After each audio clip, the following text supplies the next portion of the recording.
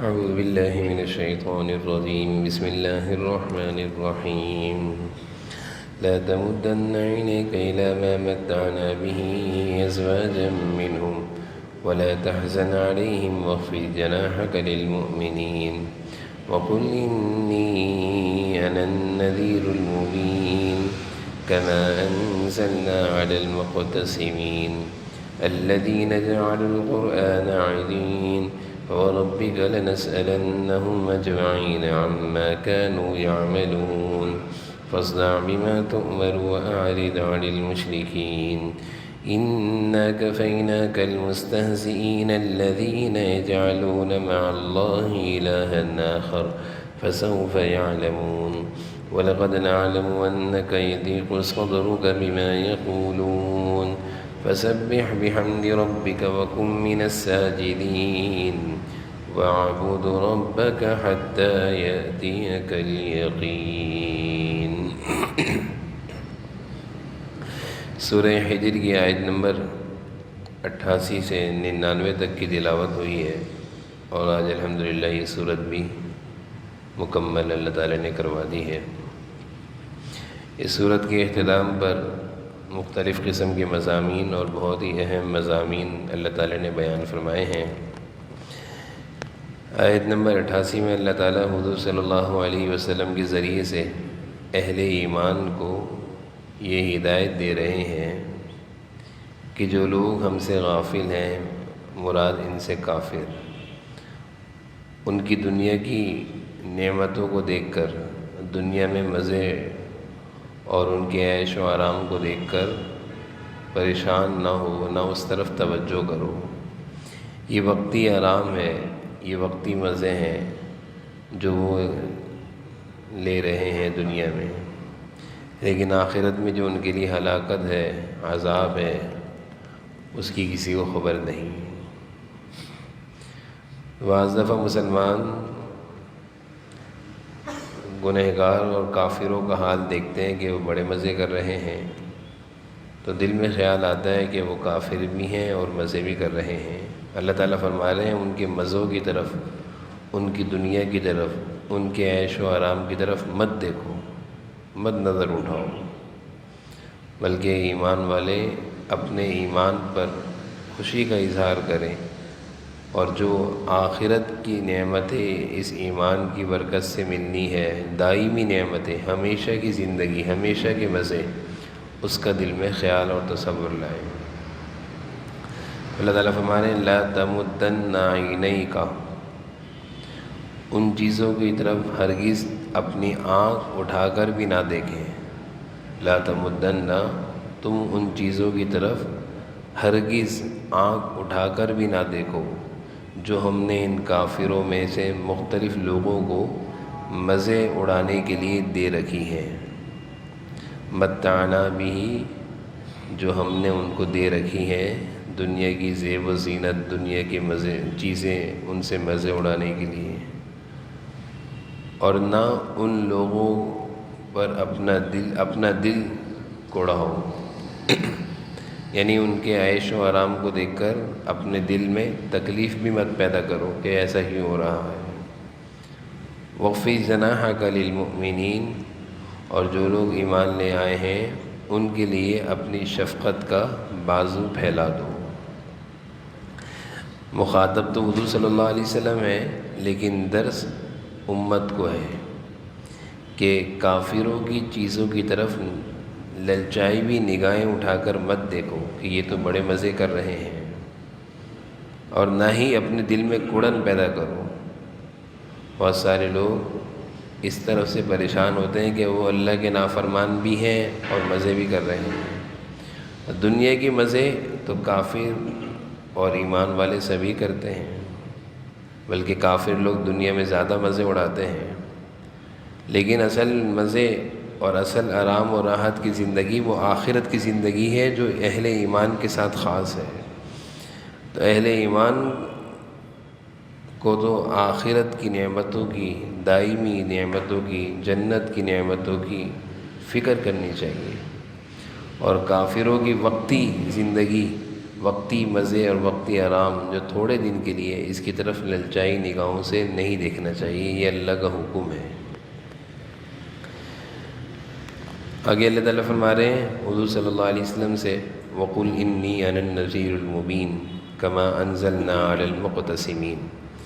کہ آپ ان سے کہہ دیجئے کھلے الفاظ میں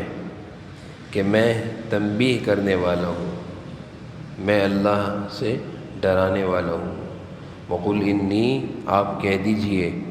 أَنَا النَّذِيرُ الْمُبِينُ، نذیر کہتے ہیں ڈرانے والے کو، تنبیہ کرنے والے کو، اور مبین کھلے کھلے الفاظ میں، کھلے کھلے انداز میں، یعنی واضح طور پر ان کو آپ اللہ سے ڈرائیے۔ کما انزلنا علی المقتسمین، جیسے ہم نے ان تفرقہ کرنے والوں پر نازل کی تھی۔ یعنی یہ تنبیہ قرآن کریم کے ذریعے سے اسی طرح نازل کی گئی ہے جس طرح اس سے پہلے تورات یعنی یہودیوں پر تورات کے ذریعے سے نازل کی گئی تھی۔ جس طرح یہودیوں کو تورات آسمانی کتاب کے ذریعے سے ڈرایا گیا تھا، اور وہ تفرقہ ڈالنے والے لوگ تھے، توڑ پیدا کرنے والے تھے، اسی طرح اس قرآن کے ذریعے سے کافروں کو، مکہ کے مشرکین کو ڈرایا جا رہا ہے۔ آگے اللہ تعالیٰ فرما رہے ہیں الذین جعلوا القرآن عضین، جنہوں نے اپنی پڑھے جانے والی کتاب کے حصے کر لیے تھے۔ جعلوا القرآن عضین، حصے کر دیے تھے، مراد یہودی ہیں کہ یہودیوں کو بھی اللہ تعالیٰ نے ڈرایا حضرت موسیٰ علیہ السلام اور دیگر انبیاء علیہ السلام کے ذریعے سے، تو ان یہودیوں نے اپنی کتاب تورات کو بھی نیا چھوڑا، اس میں بھی حصے کر دیے تھے، اس کتاب کے ٹکڑے ٹکڑے کر دیے تھے۔ آج دنیا میں قرآن کریم ایک واحد آسمانی کتاب ہے جو ہر طرح کے تفرقے سے اور ہر طرح کے ٹوٹ پھوٹ سے محفوظ ہے، اور دیگر کوئی بھی آسمانی کتاب ایسی نہیں کہ جس میں ان کے ماننے والوں نے تبدیلی نہ کر دی ہو۔ تو اسی چیز کو اللہ تعالیٰ فرما رہے ہیں، یہ یہودی تھے کہ ان کو بھی کتاب کے ذریعے ڈرایا گیا، لیکن انہوں نے اپنی کتاب میں ہی اختلاف پیدا کر دیے، ٹوٹ پھوٹ پیدا کر دی۔ آگے فرما رہے ہیں فَوَرَبِّكَ لَنَسْأَلَنَّهُمْ أَجْمَعِينَ، چنانچہ تمہارے رب کی قسم ہم ایک ایک کر کے ان سب سے پوچھیں گے۔ اللہ تعالیٰ فرما رہے ہیں فَوَرَبِّكَ، تمہارے رب کی قسم، لَنَسْأَلَنَّهُمْ أَجْمَعِينَ، ہم سب سے ایک ایک کر کے پوچھیں گے۔ یعنی جتنے لوگوں نے اللہ تعالیٰ کی دی ہوئی آسمانی کتابوں میں تفریق ڈالی، اس کو نہ مانا، اس کا انکار کیا،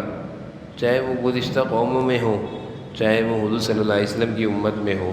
اللہ تعالیٰ فرما رہے ہیں فَوَرَبِّكَ، تمہارے رب کی قسم، لَنَسْأَلَنَّهُمْ أَجْمَعِينَ، سب سے پوچھا جائے گا۔ لَنَسْأَلَنَّهُمْ علیہ سوال کیا جائے گا، اجمعین سب سے، عَمَّا كَانُوا يَعْمَلُونَ، کہ وہ کیا کچھ کیا کرتے تھے، کہ وہ کیا کچھ کیا کرتے تھے۔ دنیا میں انسان جو بھی کر رہا ہے، آسمانی کتاب کا انکار کر رہا ہو، یا حضور صلی اللہ علیہ وسلم کی تعلیم اور ان کی دعوت کا انکار کر رہا ہو، تو اللہ تعالیٰ کی طرف سے سوال ہوگا۔ کل قیامت کے دن سوال ہونا ہے، باس پرس ہونی ہے، سوال و جواب تو واضح ہیں، تو اسی سوال و جواب کا تذکرہ ہے۔ آگے اللہ تعالیٰ حضور صلی اللہ علیہ وسلم کو حکم دے رہے ہیں فَاصْدَعْ بِمَا تُؤْمَرُ وَأَعْرِضْ عَنِ الْمُشْرِكِينَ،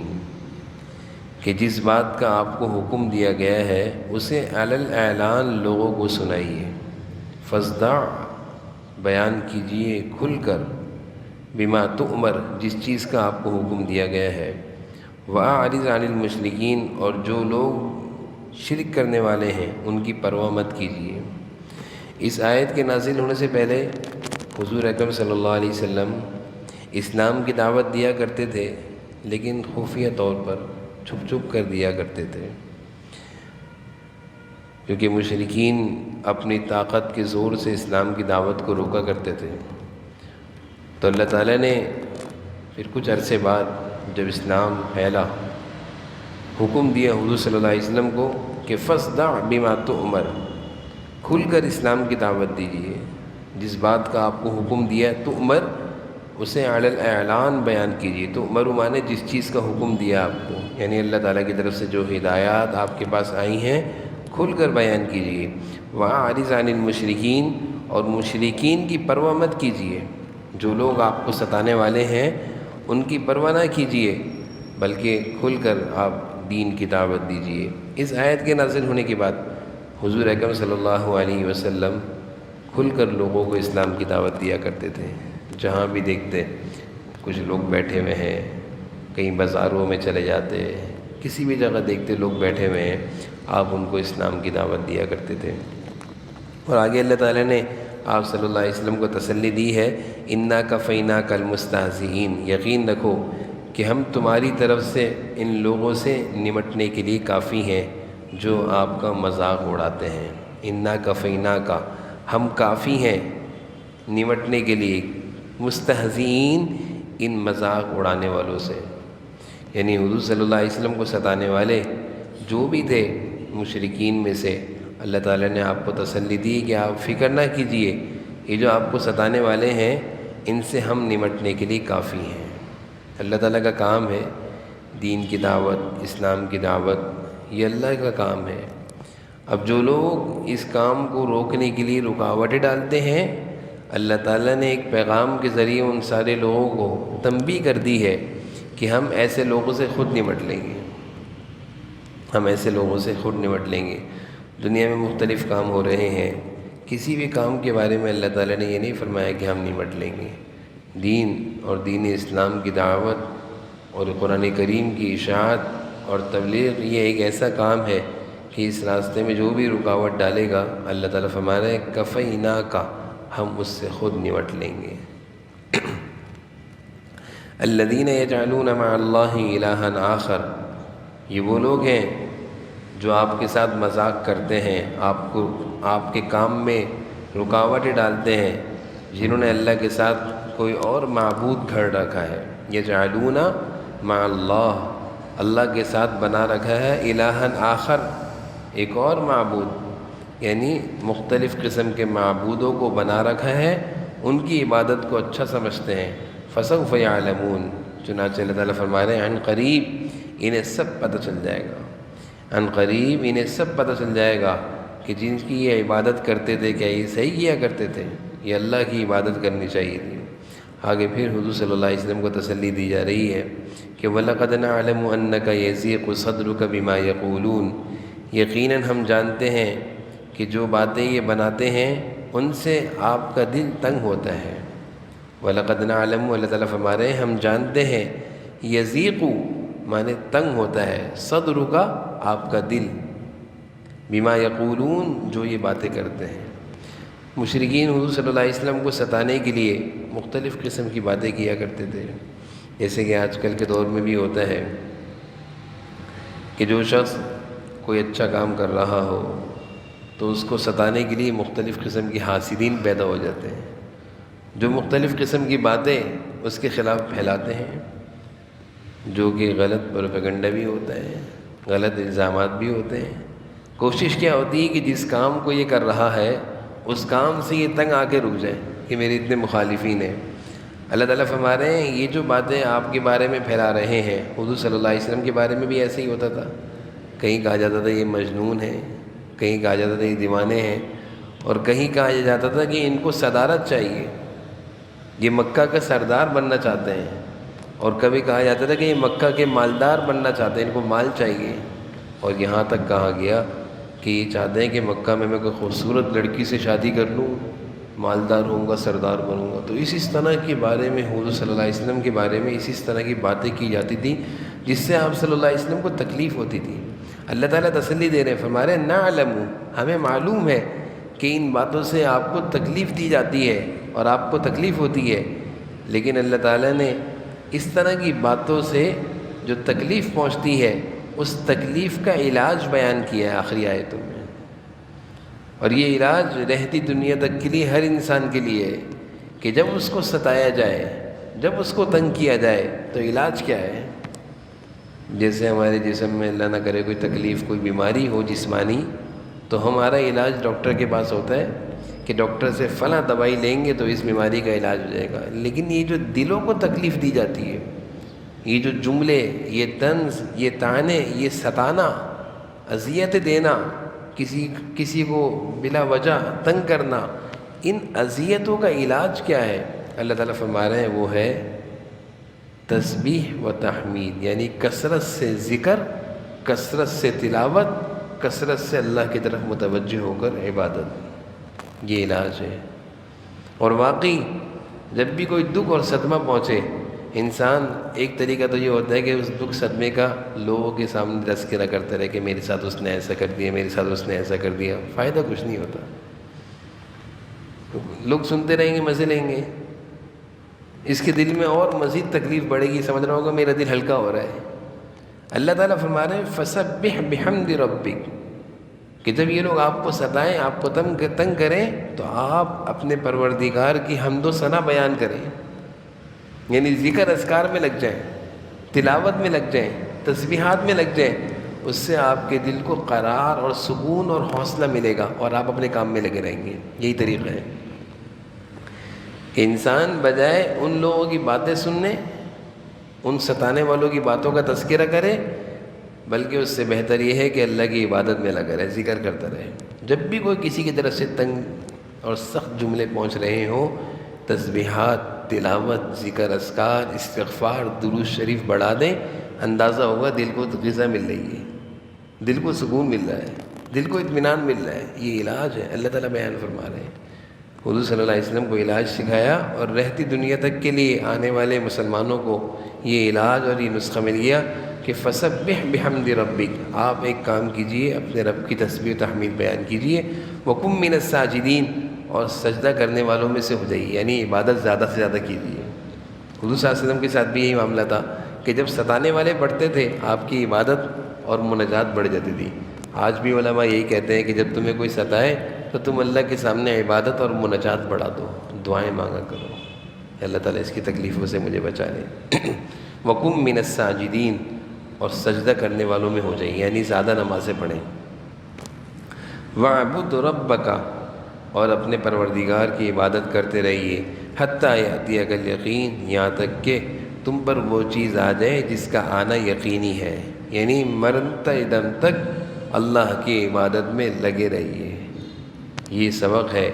کہ عبادت ہمیشہ کرنی ہے۔ کب تک کرنی ہے؟ جب تک زندگی اور جب تک سانس ہے، جب تک جسم میں سانس ہے، زندگی ہے، اس وقت تک اللہ کی عبادت کرنی ہے۔ اسی میں انسان کے لیے، مسلمان کے لیے ایمان، عافیت، سلامتی، صحت، سب کچھ اسی میں ہے، اس سے نہیں کبھی نکل سکتا۔ انسان بوڑھا ہوتا ہے، دنیا کے کام کاج چھوڑ دیتا ہے، لیکن جیسے جیسے زندگی اس کی ختم ہو رہی ہوتی ہے، اس کی عبادت بڑھتی رہتی ہے، عبادت کا ذوق بڑھتا رہتا ہے۔ حضور صلی اللہ علیہ وسلم جب دنیا سے جانے کا وقت آ رہا تھا تو آپ کی عبادات بہت بڑھ گئی تھیں، کثرت سے آپ اللہ کی عبادت بہت کیا کرتے تھے، لوگوں سے ملنا ملانا ختم ہو گیا تھا، کم ہو گیا تھا، زیادہ وقت آپ نمازوں میں، تلاوتوں میں، سجدوں میں گزارا کرتے تھے۔ یہی زندگی گزارنے کا طریقہ ہے کہ انسان اپنی زندگی کے اکثر اوقات اللہ کی عبادت میں، ذکر اذکار میں،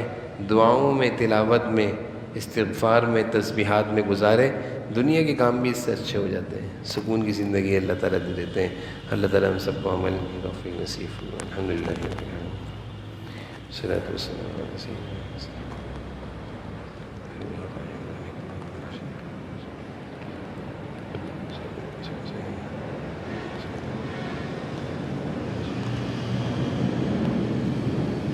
صلی اللہ تعالیٰ علی خیر خلقہ محمد وعلی آلہ وصحبہ برحمتک۔